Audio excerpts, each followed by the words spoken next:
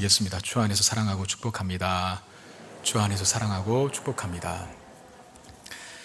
자, 우리 누가복음 10장 말씀은 우리 지난주부터 봤었죠. 그 70인 전도대를 파송하시면서 예수님께서 그 전도대들에게 필요한 말씀을 전해주시는 거죠. 지난주에 1절부터 4절까지의 말씀 보았는데, 지난주에 혹시 못 들으신 분이 있으면 이어서 계속 하는 거니까 유튜브나 그 설교 동안에서 보시고 그렇게 하시면 더 큰 은혜가 될 줄로 압니다. 오늘 5절부터 이제 9절까지의 말씀을 통해서 또다시 이제 전도자로서 살아가야 할 우리들에게 이 본문 속에서 주시는 메시지가 뭔지 하는 부분들을 좀 확인하기를 원합니다. 먼저 5절 말씀 보시면 어느 집에 들어가든지 먼저 말하되 이 집이 평안할지어다 하라 그랬습니다. 여러분, 이 전도대들이 70인의 전도대들이 하루치 당일치로 가는 거 아니잖아요, 그죠? 네, 하루 갔다 오는 것 아니지 않습니까? 며칠이 또는 몇십일이 기다릴 수도 있는, 걸릴 수도 있는 그런 전도 여행을 떠나게 되는데 여러 날이 걸릴 거란 말이죠. 그렇다면 이 전도대들에게 필요한 곳이 뭐겠습니까? 머물 곳이겠죠. 머물 곳. 숙박시설이 필요하고 자야 되니까.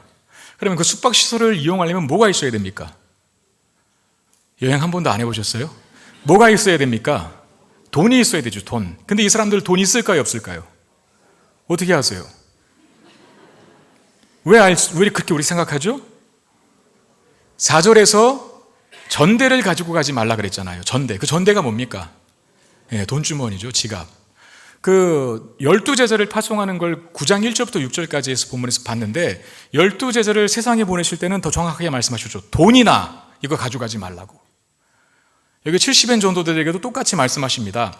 전대를 가지고 가지 말라. 그러니까 이들에게는 돈이 없다는 거죠. 그럼 돈이 없는데 어떻게 숙박시설을 이용할 것이며 어떻게 여러 날을 여행하면서 전도할 수 있을까? 그래서 하시는 말씀에 바로 오늘 본문에 아무 집에나 가서 그 집의 평안을 빌어줄 것이라 이렇게 말했어요. 자, 전도대들에게는 돈은 없지만, 그래서 줄 수 있는 것이 없지만, 그러나 그들이 줄 수 있는 게 딱 하나 있어요. 그게 뭐냐면 그 집의 평안을 빌어주는 거. 그 집의 평안을 빌어주는 거. 근데 여러분, 여기서 오해하지 말아야 될 게, 내가요 가진 게 없는데 그냥 뭐 복이라도 빌어줄게 좀 받으세요, 이런 식으로 생각하면 안 됩니다.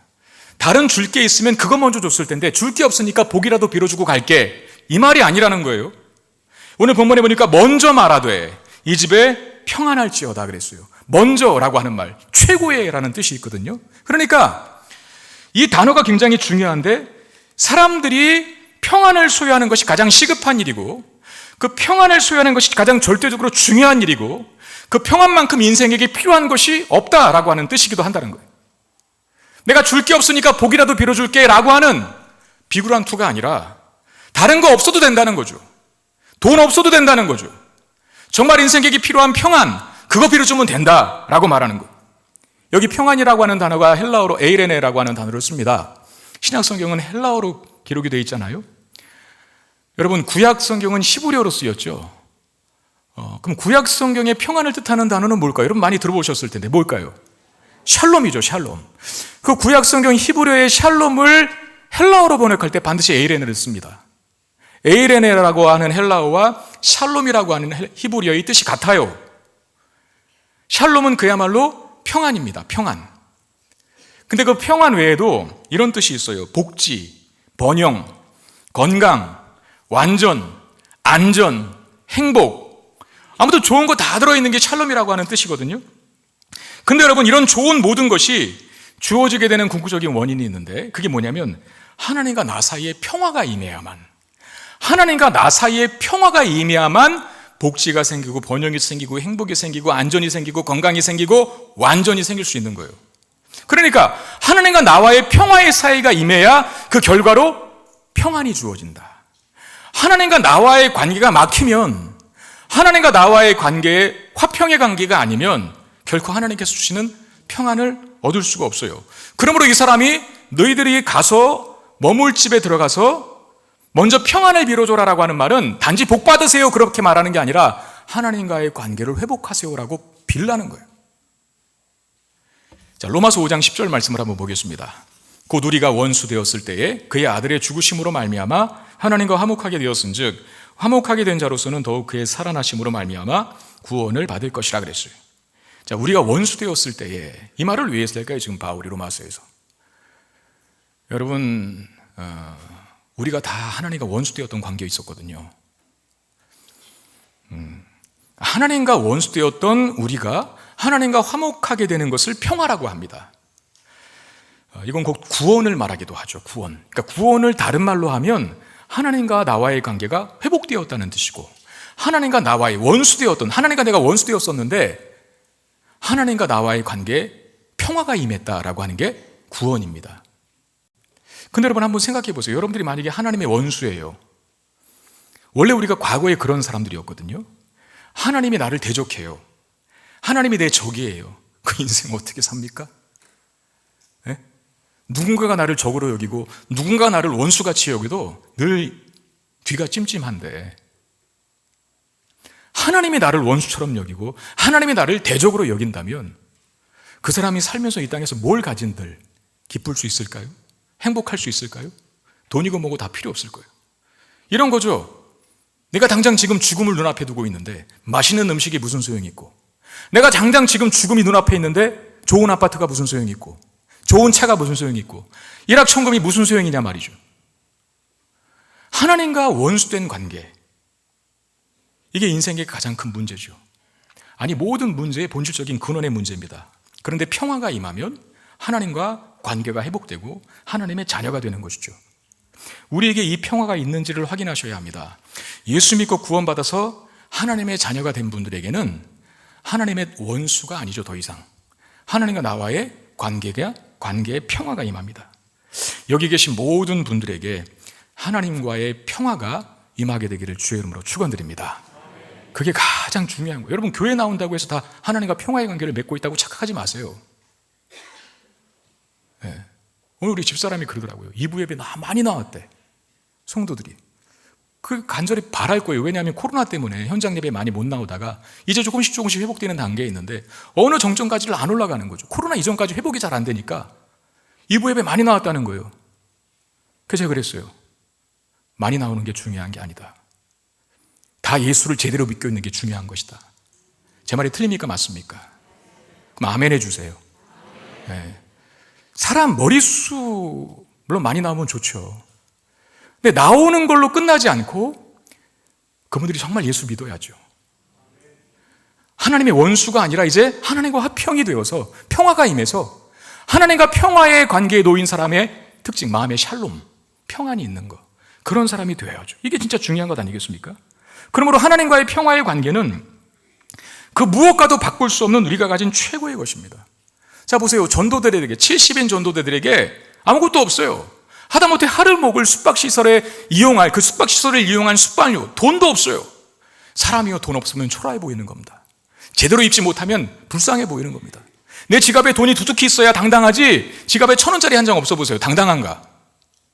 그런데 그거 없어도 하나님과의 관계가 회복되어서 마음의 평안을 누리고 있는 사람은, 그 소중한 가치를 알고 있고 갖고 있는 사람은 어디를 가도 당당해요. 주눅들지 않습니다. 왜? 하나님과의 관계 속에서 평화를 누리고 마음의 평안을 찾은 사람들은 그야말로 모든 것을 다 가진 자이기 때문에 그렇죠. 하나님의 자녀가 되었는데, 이제 하나님의 원수가 아니라 하나님의 자녀가 되었는데 뭐가 두렵고 뭐가 부럽고 뭐가 무섭겠습니까? 한 주간 우리의 삶에 고난과 어려움이 많았을지라도 우리는 나를 구원하시고 나에게 하나님과의 평화를 누리게 하신 이 한 가지 사실만으로도 우리 하나님을 감사와 감격 속에 예배해야 할 줄로 믿습니다. 사실 우리 일주일의 삶에 당신 감사할 조건을 한번 대보십시오 하면 생각이 잘 안 나는 분이 많거든요. 그럼 당신이 뭐가 힘들었는지를 한번 얘기해 보십시오 하면 이것 때문에 힘들었고 저것 때문에 힘들었고 이 고생했고 저 고생했고 그런 말은 많이 할걸요? 그럼 그 사람들은 예배하지 말아야 합니까? 하나님 앞에 감사할 조건이 없으니까 이 예배가 의미 없는 겁니까? 그렇지 않아요. 한 주간의 삶에 고난과 고생과 고통이 많았어도 그 사람조차도 하나님께 가지고 있는 게 있잖아요. 하나님과의 관계가 회복되어서 평화를 누려서 하나님의 자녀가 되었다는 그 사실 하나는 다 동일한 것 아닙니까? 그 사실 하나만으로도 하나님 앞에 감격스럽게 감사하는 마음을 가지고 예배할 수 있는 저와 여러분들이 되셔야 돼요. 그게 진짜 그리스도인입니다. 그게 진짜 하나님과의 평화의 관계를 누리는 그 가치가 뭔지를 아는 사람의 반응이죠. 하나님과의 평화의 이 관계가 가진 가치를 알 때 우리는 이 평안의 복음을 그래서 전하지 않을 수 없게 되는 겁니다. 돈 없어도 최고의 것을 주는 거예요. 평안을 빌어주라 그랬잖아요. 전도대원들이 유숙해야 하는데 그들에게 전대가 없습니다. 숙박료가 없습니다. 그러나 한 가지, 평안을 빌어주라. 그게 숙박료보다 더 좋은 거니까, 돈보다도 더 가치 있는 거니까 그거 주라는 거예요. 여러분, 그렇습니다. 교회는 세상에 하나님과 평화를 누리라는 이 복음을 줄 수 있어야 합니다. 사도행전 3장에 보면 초대교회가 최초로 행한 기적, 그러니까 예수님께서 부활하시고 십자가 죽으셨다가 부활하셨잖아요. 그리고 40일 계시다가 하늘로 승천하셨잖아요. 이제 더 이상 예수님은 제자들과 육신적으로 함께하지 않습니다. 이제 제자들만 남았고 교회가 세워졌는데 예수님은 없어요. 근데 놀라운 건 이제 교회가 예수님이 하셨던 일을 합니다. 그 첫 번째 사건이 안진뱅이를 일으키는 거였어요. 사도행전 3장에 보면 40평생을 성전 미문 앞에 앉아서, 미문 아름다운 문이라고 하는 뜻인데 성전 미문 앞에 앉아서 구걸하는 인생으로 살아. 이게 얼마나, 그림을 한번 그려보세요. 성전의 화려하고 아름다운 문 앞에 40평생을 한 번도 일어나지 못한 병자, 즉 안진뱅이가 놓여있어 매일 구걸하는 거예요. 그날도 구시기도 시간에 맞춰서 베드로와 요한이, 예수님의 제자죠, 베드로와 요한이 기도 시간에 맞춰서 성전에 들어가려고 하는데 그 안진뱅이가 베드로와 요한을 보고 구걸하라 합니다. 한 푼 주십시오, 한 푼 주십시오 그랬겠죠. 그때 베드로가 한 말이 뭡니까? 은과 금은 내게 없지만 내게 있는 이것을 내게 주노니 곧 나사렛 예수 그리스도의 이름으로 명하노니 일어나 걸으라 그랬어요. 그죠? 자, 은과 금은 내게 없다. 베드로와 요한도 똑같네요. 여기 전도대도 전대 없다. 그런데 뭘 줍니까? 평안의 복음을 줘요. 예수 그리스도의 이름, 그 이름에 하나님과 평화가 임하게 하는 능력이 있기 때문에 예수 그리스도의 이름을 주는 거예요. 은과 금은 내게 없거지만 돈이 중요한 게 아니다. 그보다 더 중요한 가치가 있고 너에게 정말, 안진뱅이인 너에게 필요한 진짜가 있다. 그게 바로 하나님과의 평화의 관계를 이루게 만드는 예수 그리스도의 이름이니 그 이름 믿어라 그랬어요. 그랬더니 어떻게 합니까? 나았어요, 안 나았어요? 나았어요. 여기서 주의할 거, 나은 곳으로 끝나면 안 됩니다. 어떻게 하고 있습니까, 안진뱅이가? 자, 사도행전 3장 8절에 뛰어서서 걸으며 그들과 함께 성전으로 들어가면서 걷기도 하고 뛰기도 하며 하나님을 찬송하니 그랬어요.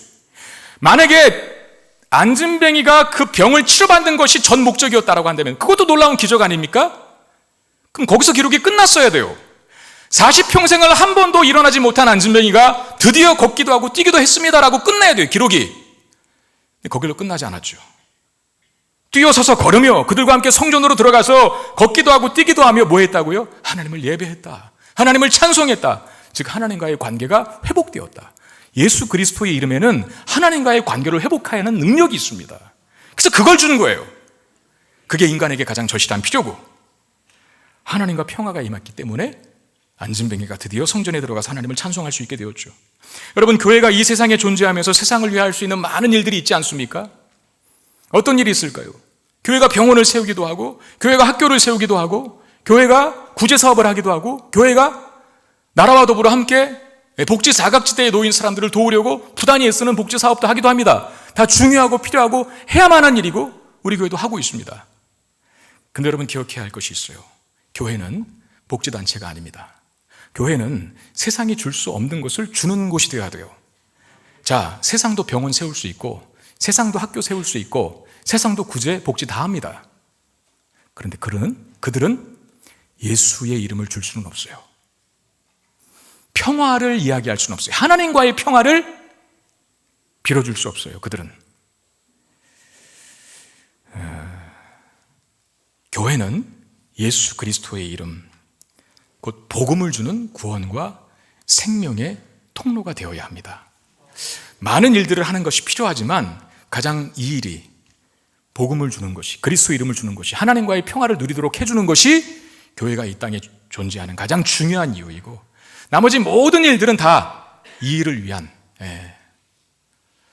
그 복음을 전하고 예수 그리스도 이름을 주는 것을 전제해 밑바탕에 깔고 하는 사역들이 되어야죠. 저는 우리 교회가 이 지역의 가치를 높이는 교회가 되게 해달라고 매일 기도합니다. 우리 김포시 풍무동에 성문교회가 존재하므로 이 지역의 가치가 떨어지는 게 아니라 높아지게 해달라고 기도합니다. 여러분들도 같이 기도해 주시기를 바랍니다. 우리 교회가 존재함으로 우리가 사는 동네가 잘 돼야죠. 그렇죠? 근데 이 지역의 가치가 높아지기를 원하는 그 기도 제목에는 어떤 게 있을까요? 우리 교회가 휘황찬란하게 성장함으로 땅값이 올라가는, 아파트값이 올라가는 걸 기도하겠습니까, 제가? 아니면 많은 사람들이 모이고 또 한 번에 확 나가니까 주변에 있는 모든 상점들이 매상을 올리고, 뭐 그거 제가 기도하겠습니까? 아니에요. 우리 교회를 통해서 지역 사람들이 하나님을 알게 되고 믿게 되는 일이 일어나므로 그야말로 영적인 가치를 높이는 교회가 되기를 주의 이름으로 축원드립니다. 그게 교회가 가장 중요하게 여겨야 해야 할 일이기 때문에 그렇죠. 네. 교회는 세상에 하나님과의 화평을 선언하고 평안의 복음을 빌어주고 예수 그리스도의 이름을 줄 수 있어야 한다는 거죠. 돈이 있어도, 다 가지고 있어도 어떤 사람은 많은 것들을 가지고 저 사람은 왜 이렇게 우월할까? 도대체 뭐가 부족해서 저렇게 우울하게 살까? 이런 사람들이 있고, 어떤 사람은 모든 걸 다 갖고 있음에도 불구하고 늘 무기력하고 공허하고, 심지어는 미래에 대한 두려움에 불안함이 시달려서 벌벌 떨고 사는 인생들이 있어요. 여러분, 그런 문제는 돈으로 해결되는 게 아닙니다. 예수 그리스도를 믿어서 하나님과의 평화가 주어질 때 해결되는 것이죠. 하나님과의 평화의 관계가 참된 평안을 만들어내기 때문에. 한번 따라해 볼까요? 하나님과의 평화의 관계가 참된 평안을 만들어낸다. 그러니까 하나님과의 평화가 없으면 다 가짜 평안이에요. 잠시 잠깐이고 그건 늘 두려움에 휩싸이게 만듭니다. 그런데 하나님과 원수된 관계가 아니라 이제 예수 그리스도 이름을 믿어서 하나님과 화평의 관계, 평화의 관계로 회복한 사람은 그 특징이 마음에 평안이 있어요. 평안이. 하나님과의 평화의 관계를 통해서 마음에 샬롬이 임하는 것. 예, 그건 복음만이 할 수 있는 것이고 예수 그리스도 이름만이 할 수 있는 것이고 평안을 빌어주는 교회가 있기 때문에 가능한 일이죠. 교회가 하는 일이 그 일이어야 한다는 거죠. 우리가 가지고 있는 이 평안의 중요성과 가치를 여러분들이 알았으면 좋겠고요. 이 평안이 없어서 허덕이고 고통하는 수많은 이웃들에게, 수많은 사람들에게 그 평안을 빌어주는 복의 통로가 되시기를 주의 이름으로 축원드립니다. 전도자가 들어가라고 하는 집에 먼저 평화를 선언해라 그랬잖아요. 평안을 빌어줘라. 평안을 빌어줘라 그랬잖아요. 근데 한번 생각해 보십시오. 전도자들이 이제 밤이 와서 머물 곳이 필요한데 아무 집이나 가서 평안을 빌어줬을 때 예수님 말씀처럼 자, 그 빈 평안을 받을 가정은 얼마나 될까요? 그래, 평안 고맙다 빌어주니 우리 집에 들어와서 머물러라 이렇게 말해줄 사람이 몇이나 될까요? 제가 볼 때는 열에 7, 8도 안 될걸요. 다 거부하죠. 다 대적하겠죠. 너나 잘 먹고 잘 살아라 그러겠죠. 왜 그럴까요? 우리 알지 않습니까? 우리가 왜 전도를 힘들어합니까? 왜 새생명 전도 축제만 오면 얼굴이 그늘져 있죠? 저거 왜 해야 돼? 이런 생각 하시는 분도 있잖아요. 우리 교회는 가만히 있어도 그냥 막 오시는데 굳이 또 저렇게 전지현 목사님 무슨 욕심이 많아서 1년에 2번 또 새생명 전도 축제를 하자고 하는가? 이렇게 생각하는 분도 계시잖아요. 되게 부담스럽고 어려운 일로 느끼는 이유가 뭡니까? 여러분, 우리가 전도지 가지고 밖에 나갔을 때 100장을 가지고 나갔는데 막 1000명이 몰려들어서 그거 나도 한 장 주십시오라고 한다면 전도하는 일 어렵지 않을걸요? 내가 나간다고 자원할걸요? 다 환영해주고 축복해주고 내가 빈 축복을 다 받겠다고 당신이 전하는 복음 내가 듣기를 원한다고 수많은 사람들이 몰려오면 전도하는 일이 왜 힘들겠어요? 즐겁게 하지. 근데 우리가 그 일을 부담스러워하는 일이 뭡니까? 그렇게 반응을 안 하거든요. 안 받아들이거든요. 거부하거든요. 심지어는 적대감을 가지고 반응하는 사람들이 대다수이기 때문에 어려운 거죠. 근데 여러분, 사실 이 점에 대해서는 예수님께서 이미 말씀하셨습니다. 누가복음 10장 3절에 보면 갈지어다 내가 너희를 보냄이 어린 양을 이리 가운데로 보낸가 같도다 그랬는데, 우리 지난주에 보았던 본문 속에서 하신 말씀이잖아요. 갈지어다 그래놓고 내가 너희를 보냄이 뭐가 뭐로 간다고요? 그냥 양이라고 하지 마세요. 무슨 양? 어린 양이 어디로 간다고요? 이리가 우글거리는 소굴로 들어가는 것과 같다. 그리로 보내신다. 이게 뭡니까? 전도자로, 복음 전하는 자로 세상에 들어가는 그 삶과 사명 감당이 쉽다 어렵다? 어렵다. 양도 아니고 무슨 양이요? 어린 양이 이리 가운데 들어가면 어떻게 해요? 잡아먹히는 거죠. 그러니까 예수님 이미 말씀하셨죠. 너희들이 평안의 복음을 빈다 해서, 평안을 빈다 해서 사람들이 막 환영하고 다 받아줄 것이라고 생각하지 말라는 거죠. 오히려 안 받아주는 사람이 훨씬 많을 건데 그럼에도 불구하고 왜 전해하고 왜 평안을 빌라고 하셨을까? 답은 하나입니다. 그 중에서도 전도자가 빌어준 평안에 반응하고 구원받을 사람이 있기 때문에 그래요.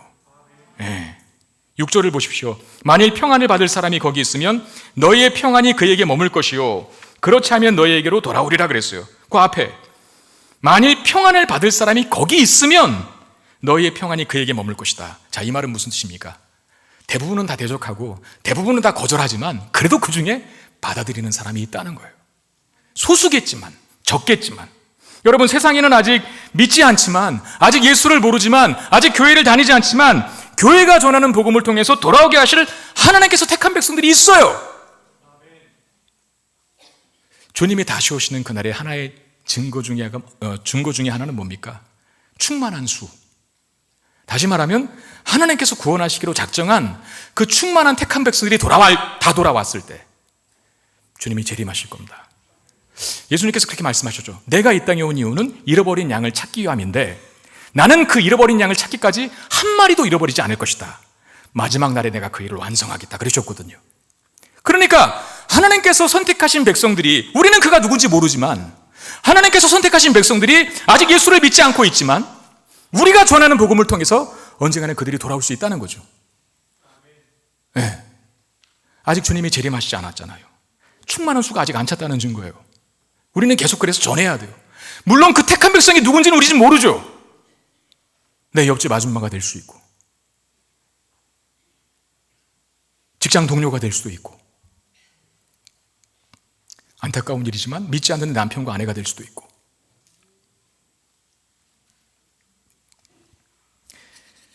그런 사람이 있기 때문에 열의 7, 8은 반대해도 그 안에서도 그래도 평안을 빌면 받아들일 사람들이 있기 때문에 전해라, 복을 빌어라 그렇게 말씀하시는 거죠.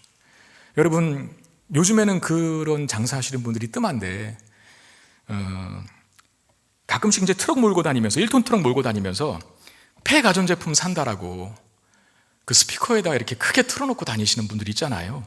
저는 의정부에서는 그 말 많이 들었거든요. 그런 분 많았는데 김포에는 없는 줄 알았는데 김포에도 있더라고요. 폐가전제품 삽니다 이러면서 이렇게 집에 뭐 고장난 냉장고, TV, 또 세탁기, 컴퓨터 삽니다. 안 들어보셨어요? 네? 들어보셨죠? 대부분의 사람들은 그런 그 스피커 방송이 어떻게 들릴까요? 시끄럽죠. 소음으로 들릴 겁니다. 그런데 폐가전제품 삽니다 라고 하는, 전화번호는 이렇게 됩니다 라고 하는 그 사람의 멘트를 아주 귀를 쫑긋 세우고 듣는 사람이 있을 거예요. 누굴까요? 집에 폐가전제품이 있는 사람.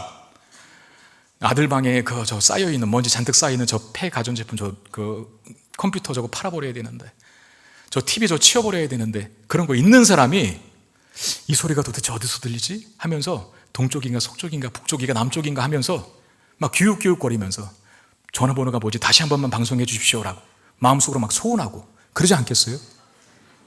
한 번만 더 알려주세요. 한 번만 더.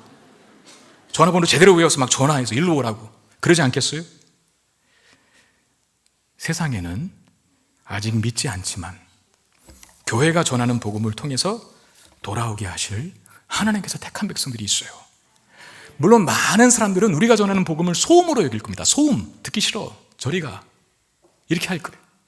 그런데 귀를 자꾸 쫑긋 세우려고 하는 분들이 분명히 있을 거예요. 영혼의 공허함을 느끼고 있는 사람,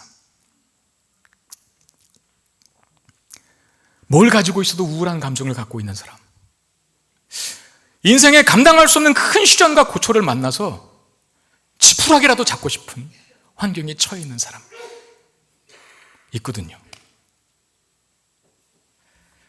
세상에는 복음에 반대하고 교회에 적의를 가진 사람들이 많습니다. 그러나 그 중에 택한 백성들이 있습니다. 그들은 전도자들이 빌어주는 평안을 받아들일 거예요. 여러분, 저와 여러분들이 그렇게 해서 돌아온 사람들 아닙니까? 네. 우리는 우리 스스로 터득하고 깨달아서 하나님 앞에 나왔나요? 그거 아니거든요. 누군가가 나에게 복음을 전했을 때 한두 사람이 아닐걸요? 그 수많은 사람들이 나를 향하여 전파한, 그리고 나를 향하여 들려준 그 복음과 또 나를 위해서 기도해준 그 기도의 노력 때문에 내가 돌아와서 지금 예배하고 예수 믿게 된 것 아닙니까? 어느 교회 권사님 한 분이 계셨답니다. 오랫동안 전도하려고 애쓰던 소위 이제 태신자가 있었던 것 같아요. 전도 대상자가 있었는데 아무리 복음을 전하고 아무리 교회를 가자고 해도 이 사람이 꿈쩍을 안 하는 거예요. 그게 낙심이 되죠. 새생명 전도 축제는 또 돌아오는데, 그래 참 내가 전도하려고 하는 사람이 안 돌아온다라고 하는 하소연을 푸념을 좀 하려고 마니 목사님과 이야기를 했어요. 그러던 차이에 교회에 전도용 소책자를 만들었는데 그 소책자를 받아서 그렇게 안 돌아왔던 전도 대상자인 분에게 전해주었답니다. 그랬더니 그걸 읽어보고는 이 전도 대상자 마음이 60% 정도가 열렸다는 거예요.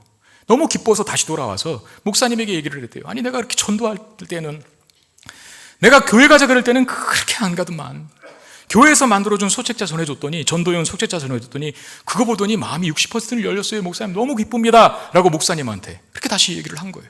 목사님이 곰곰이 생각한 거죠. 소책자 때문에 돌아온 게 아니라, 물론 소책자도 기여를 했겠지만 그렇게 되기까지 그 권사님이 얼마나 많은 사랑과 섬김과 기도와 복음 전도함이 있었을까. 그게 드디어 소책자 한 권으로 열매를 맺게 된 거죠. 여러분, 우리가 내가 기도하고 복음 전해서 바로 돌아오지 않는 영혼이 있을 수 있습니다. 근데 여러분 이렇게 한번 생각해 보십시오. 어떤 큰 나무가 하나 있는데 그 나무를 베어 쓰러뜨리기 위해서는 도끼가 필요하죠. 그리고 최소한 10번은 도끼로 찍어야 쓰러지는 나무라고 한다면, 어떤 사람은요, 전도자로서 어떤 사람은 도끼를 준비하고 2번 때리는 역할을 감당할 수 있어요. 자, 그 나무는 10번을 찍어야 쓰러지거든요. 2번 찍었으니까 안 쓰러지겠죠. 그런데 2번 친 것이 의미 없는 일입니까? 아니에요. 2번을 때렸으니까 나머지 이제 몇 번 남은 거예요? 8번 남은 거예요. 또 누가 와서 2번을 더 때려요. 이제 6번 남아요. 또 누가 와서 2번 더 때려요. 이제 4번 남아요. 쭉쭉쭉 계속 올라다가 이제 19번 찍었어요. 몇 번 남은 거예요? 이제 1번 남았어요.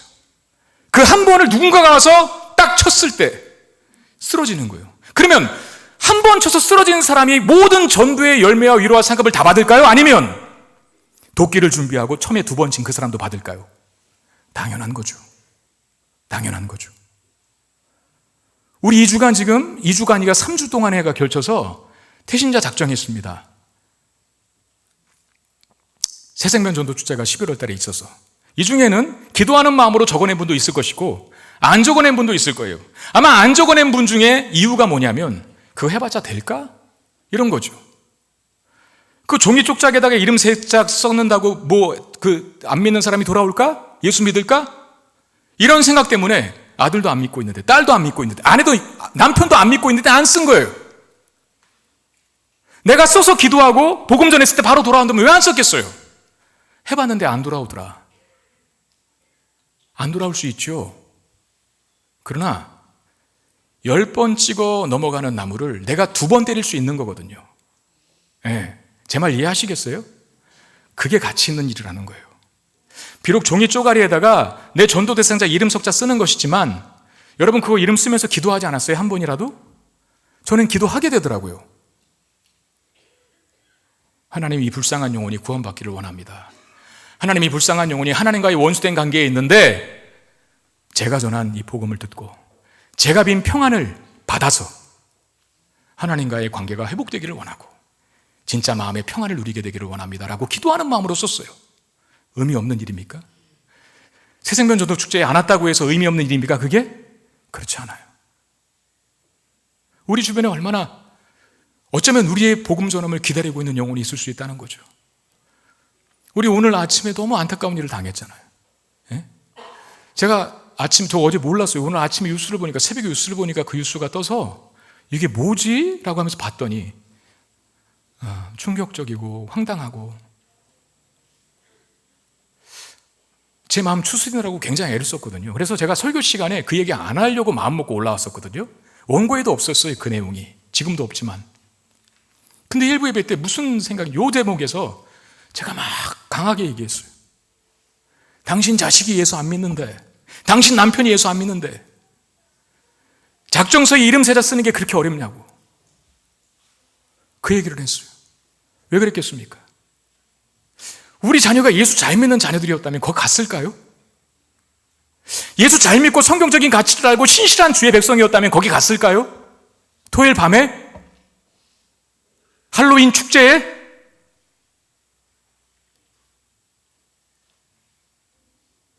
우리는 너무 경각심을 안 가져요. 내가 해도 안 돌아오더라. 아니요. 하나님에 대해 돌아오게 하실 수 있어요. 그렇게 방황하는 나의 자녀들, 방황하는 나의 친족들, 방황하는 나의 이웃들이 있는데 왜 전도할 대상자가 없다고 말을 하는 겁니까? 너무나 아까운 생명 아닙니까?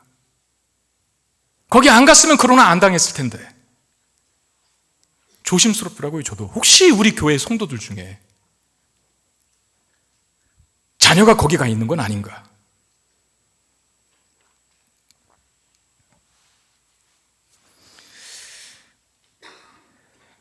여러분, 한 영혼이 주께로 돌아오는 건 성령의 주권적인 역사가 맞습니다. 하나님께서 그를 돌아오게 하셔야 돼요. 그런데 그 일은요, 하나님이 다이렉트로 하시지는 않습니다. 먼저 믿은 우리를 통해서 하십니다. 먼저 믿은 교회가 평화를 빌고 그 영혼의 하나님과의 관계가 회복되어 평화의 관계를 누리기를 기도하고, 그리고 교회가 전하는 예수 그리스도의 이름, 그 복음을 통해서 택한 백성들이 주께로 돌아오게 만드는 거예요. 20번 도끼질이 필요하다면 한두 번은 해야죠. 그 20번 찰 때까지, 10번 찍어 넘어간다면 10번 찰 때까지 계속 두드려야죠. 그게 우리가 해야 할 일이 아니겠습니까?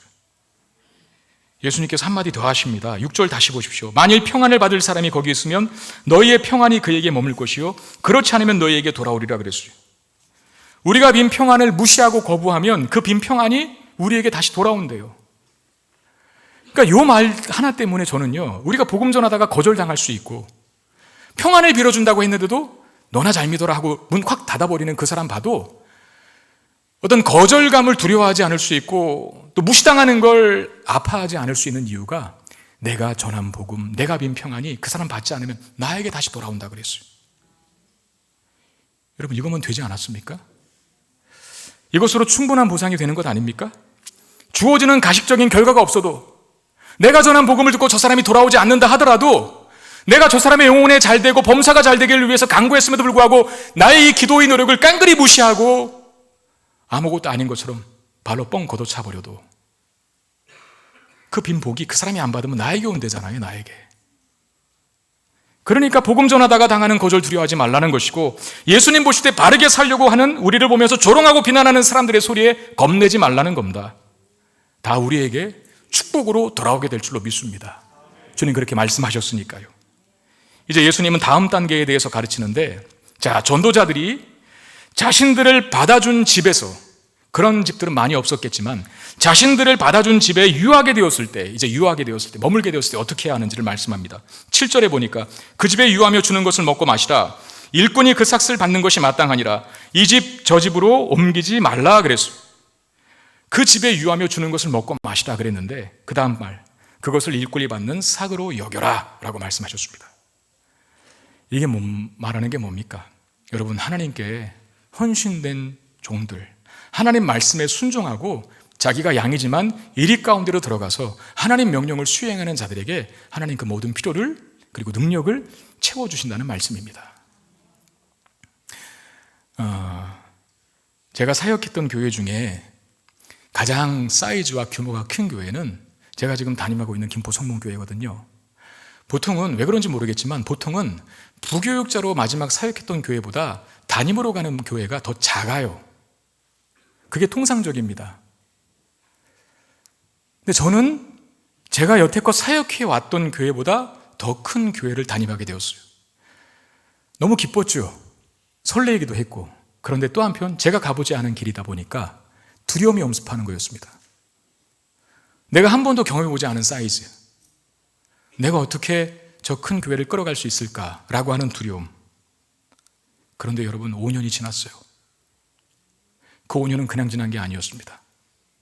저는 분명 부족했지만, 저는 분명 능력이 모자랐겠지만, 그 5년 동안 하나님께서 그래도 나름 헌신을 하려고 했으니 필요한 지혜를 주셨고, 필요한 능력을 주셨고, 필요한 용기를 주셨고, 필요한 동역자들을 붙여주셨다는 거예요.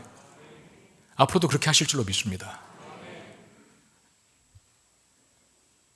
발을 내디디면,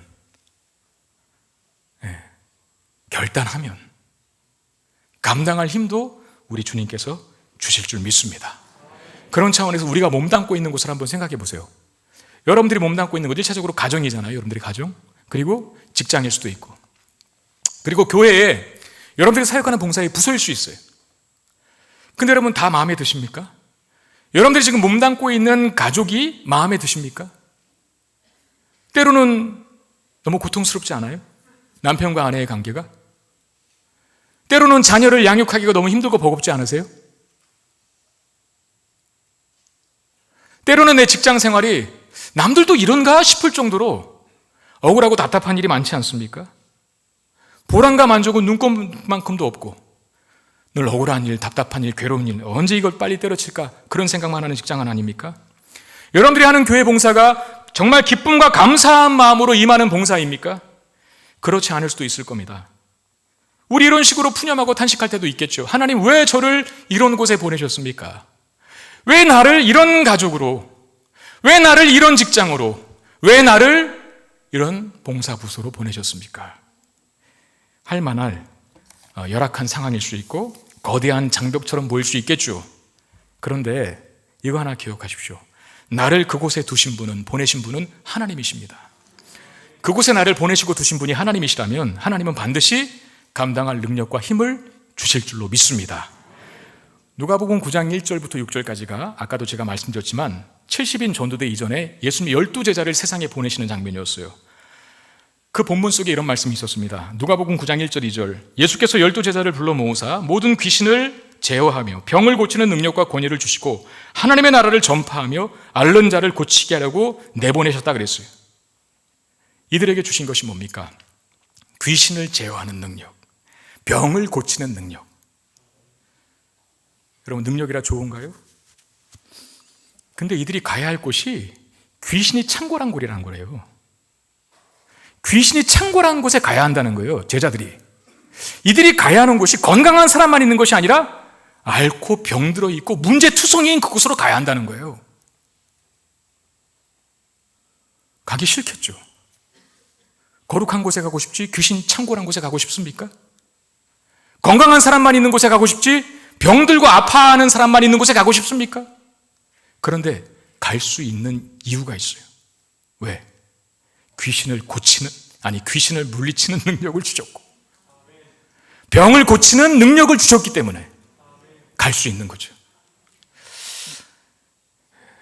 여러분, 우리에게 있는 어려운 상황들, 왜 나를 이곳에, 이런 곳에, 이 열악한 곳에, 이 거대한 장벽처럼 보이는 이 가정에, 이 직장에, 이 봉사의 영역에, 이 삶의 영역 속으로 나를 밀어넣으셨습니까?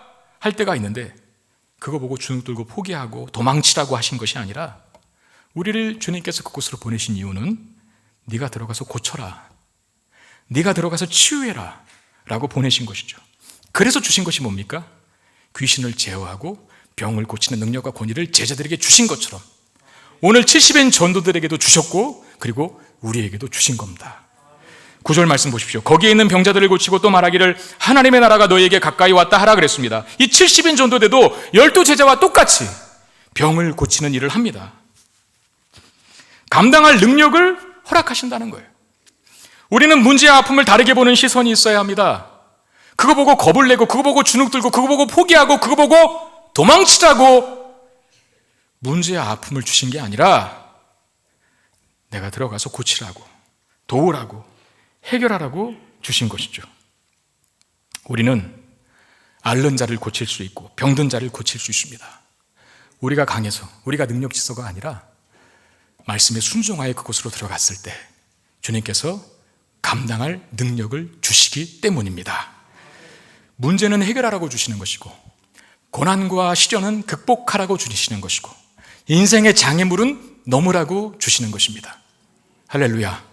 따라해 볼까요? 문제는 해결하라고 주신 것이고 고난과 시련은 극복하라고 주신 것이고 장애물은 뛰어넘으라고 주신 것이다. 여러분 집에 가서 이거 외우고 사세요. 아셨죠? 직장 들어가서 이거 외우고 사세요. 봉사부서 들어가서 이거 외우고 사세요. 놀라운 능력을 경험하게 될 것입니다. 그리고 말하십니다. 하나님의 나라가 너에게 가까이 왔다 하라 그랬잖아요. 우리가 고치고 치유하고 해결하는 것을 통해서, 그런 우리의 삶을 통해서 우리 가운데 하나님의 나라가 임했다는 사실을 삶으로 보여줄 수 있어야 돼요. 맨날 내가 하나님의 사람이다, 하나님 나라에 속했다, 그 얘기해봤자 문제 앞에 넘어지고 장애로 앞에 주눅 들고 어렵고 힘든 곳은 다 피하고도 도망치고 이러면 누가 그 사람 보고 하나님 나라에 속했다고 생각하겠습니까? 고쳐야죠. 치유해야죠. 맞부닥쳐야죠. 해결해야죠. 그러면 그런 우리의 모습을 통해서 우리 가운데 하나님 나라가 임했다는 사실을, 저 사람은 정말 하나님 나라에 속한 사람이구나라는 사실을 세상이 알게 된다는 겁니다. 여러분, 예수님 가신 곳마다 그런 변화들이 일어났지 않습니까? 그리고 그 바로 우리에게도 그 능력을 주셨다는 것. 예수님이 가신 곳에 어둠이 떠나가고 귀신이 물러가고 병든 자들이 고쳐지는 역사가, 하나님과 원수되었던 관계에 있던 사람들이 예수가 전한 복음을 듣고 생명의 구원의 역사를 경험했던 것처럼 우리에게도 예수님이 하셨던 그 일을 할 수 있는 능력을 주셨습니다. 요한복음 14장 12절 말씀 우리 한번 같이 읽겠습니다. 시작. 내가 진실로 진실로 너희에게 이르노니 나를 믿는 자는 내가 하는 일을 그도 할 것이요 또한 그보다 큰 일도 하리라. 여러분, 이 말이 잘 이해가 안 가죠. 어떻게 우리가 예수님보다 더 큰 일을 해? 할 수 있잖아요. 그런 의심 갖잖아요. 이게 무슨 뜻일까요? 예수님이 십자가 죽으시고 부활하신 다음에 승천하셨어요. 그리고 초대교회에게, 제자들에게 예수님이 하셨던 일을 그대로 하라고 맡기십니다. 그런 다음에 아까 제가 들었던 사도행전 3장에 초대교회가 첫 번째 행한 기적이 뭐였다고요? 안증뱅이를 일으키는 일. 예수님이 하셨던 일을 했어요. 복음을 전하여 죄와 사망에 묶여있던 악한 사단의 권세에 노예가 되었던 영혼들이 주께로 돌아온 일을 해요.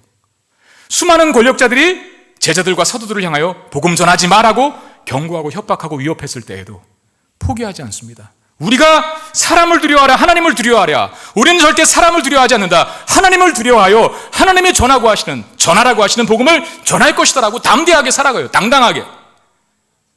예수님 말씀하신 대로 그대로 됐어요. 내가 하는 일을 너희도 할 것이요 나보다 큰 일도 할 것이라. 사도행전에 보면 교회가 어떻게 큰 일을 했는지 너무나 잘 기록하고 있습니다. 그리고 우리에게도 이 능력 주셨습니다. 어떤 분이 그러더라고요. 지옥이란 어떤 곳일까? 우리가 생각하는 지옥은 뭡니까? 뜨거운 불구덩이, 그 뜨거운 불구덩이 속에서 펄펄 끓는 그 영광로 속에 들어가서 영원토록 당하는 고통, 이런 걸로 지옥을 연상할 때가 있는데 틀리지 않겠죠. 그런데 어떤 분이 그러더라고요. 지옥을 연상할 때 아마 이 소리가 끊이지 않는 곳일 거라고. 껄껄껄껄, 이 소리. 껄이 뭡니까? 그때 예수 잘 믿을 걸, 그때 참아볼 걸, 그때 그 사람 용서할 걸, 내가 더 사랑할 걸, 그때 내가 더 노력할 걸, 그때 내가 복음 전할 걸. 우리가 더 이상 미루지 말고 바로 해야 할 일은 뭡니까? 오늘 우리에게 주님께서 말씀하십니다. 내가 있는 곳이 어두운 곳이라면 그 어둠을 밝히는 빛이 되라고 말씀하시고요. 내가 있는 곳이 죽음의 기운이 만연한 곳이라면 생명의 활기가 넘쳐나는 곳으로 바꾸라고 그렇게 말씀하십니다. 내가 있는 곳이 좌절과 낙심이 있는 곳이라면 용기와 소망이 넘쳐나는 곳으로 바꾸라고 말씀하십니다. 내가 있는 곳에 통곡과 고통의 울음소리가 있는 곳이라고 한다면 내가 들어가서 기쁨과 감사의 웃음소리가 풍성하게 채워지는 곳으로 바꾸라고 말씀하십니다. 그리고 평안을 선물하는 자가 되라 하십니다. 이게 전도자의 삶입니다.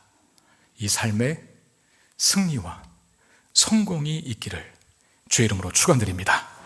말씀 기억하며 찬양하기를 원합니다.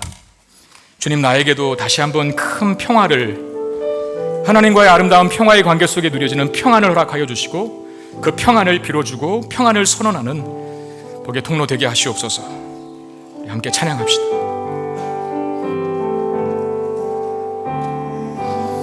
오늘 극히 깊은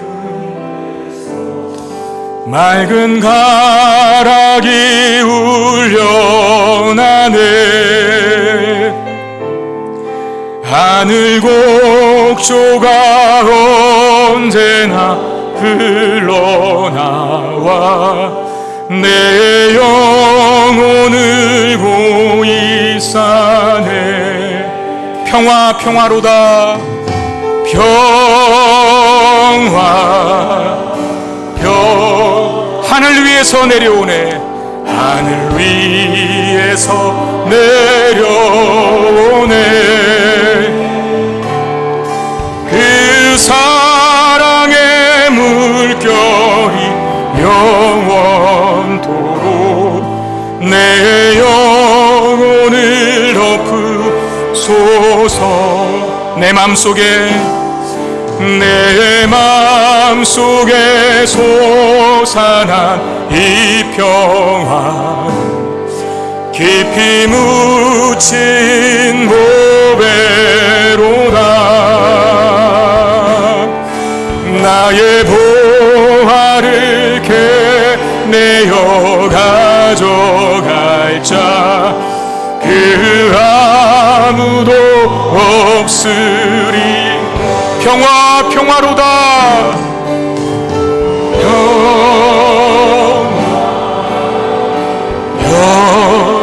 하늘 위에서 내려오네. 위에서 내려오네. 그 사랑의 물결이 영원토록 내 영혼을 내 영혼의 평화가 넘쳐남은 내 영혼의 평화가 넘쳐남은 주의 큰 복을 받음이라. 내가 주야로 주님과 함께 있어 내 영혼이 편히 쉬네. 평화 평화로다.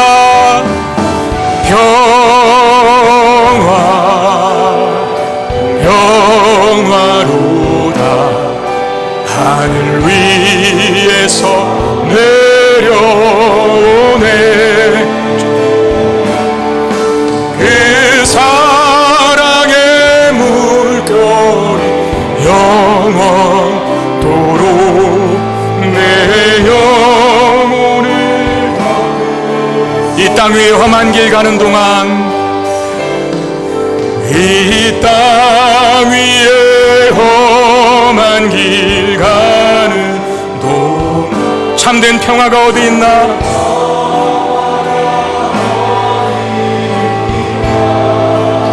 우리 모두 다 예수를 친구 삼아 모두 다 예수를 친구 참 평화를 누리겠네.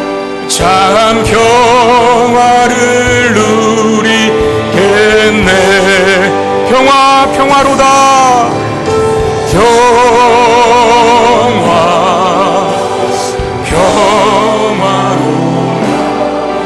하늘 위에서 내려오네.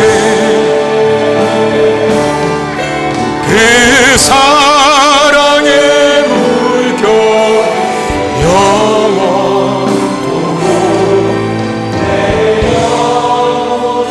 다시 한번 찬양합시다. 평화 평화로다.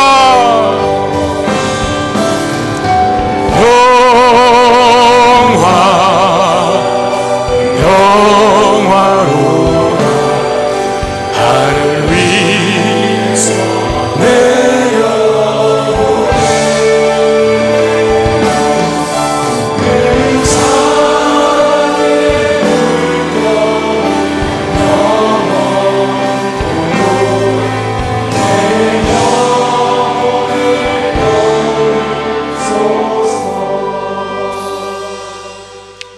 하나님과 원수되었던 우리를 하나님과의 평화의 관계로 만들어 주시고, 그래서 예수를 믿어 진정한 샬롬의 축복을 누리게 하신 하나님 감사합니다.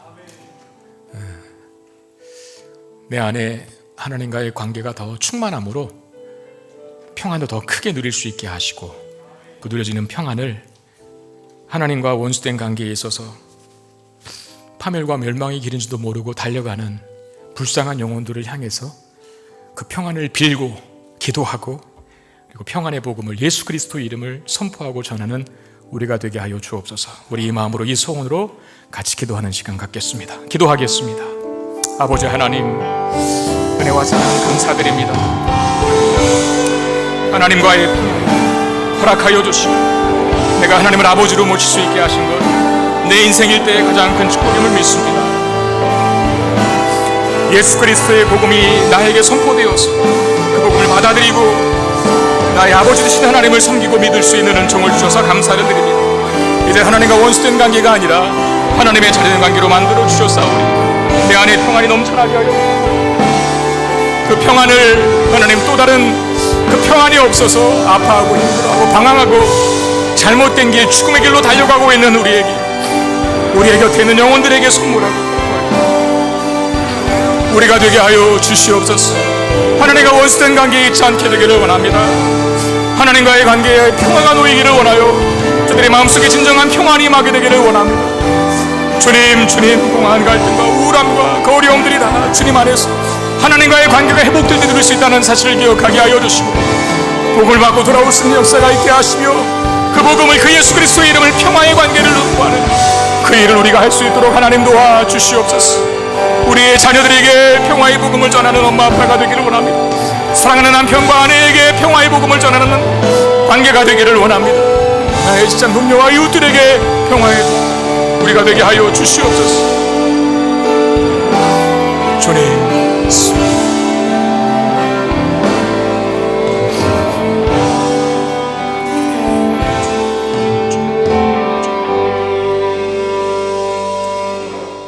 하나님과 원수되었던 우리를 택하시사 예수 그리스도의 복음을 듣게 하시고 하나님의 자녀가 되어 이 시간 예배의 자리에 있게 하신 주님 감사를 드립니다. 세상 그 무엇에 좌우지우지되지 않는 마음속에 평안을 주신 하나님, 그 평안을 더 크고 깊게 소유할 수 있는 우리 모두가 되게 해 주시옵소서. 그 평안이 없어서 방황하고 하나님과의 관계에 평화가 놓이지 못하여서 지금도 파멸과 죽음의 길로 달려가고 있는 불쌍한 영혼들이 우리 주변에 참 많이 있습니다. 하나님, 저들을 위해서 평안을 기도할 수 있게 하시고 저들에게 하나님과의 화평의 다리를 놓으신 예수 그리스도의 복음의 이름을, 그 복음의 능력을 선포하고 전할 수 있는 우리가 되게 해 주시옵소서. 그래서 죽어가는 이 땅에 복음으로 인하여, 하나님과의 관계가 회복됨으로 인하여 다시 한번 살 소망이 생기는 나라로, 우리 가정으로, 우리의 직장으로 변화시켜 주시옵소서. 귀한 예물을 하나님 앞에 드립니다. 주님 받으시고 하나님 나라와 영광을 위해서 아름답게 쓰여지게 하시고 하나님 앞에 헌신되어지며 이제 전도자로 우리 일생을 살아가기로 다짐하고 결단하며 나아가는 사랑하는 죄 백성들의 모든 필요를 하나님 풍성하게 채워 주시옵소서. 우리 주 예수 그리스도의 이름으로 간절히 축복하며 기도드리옵나이다. 아멘.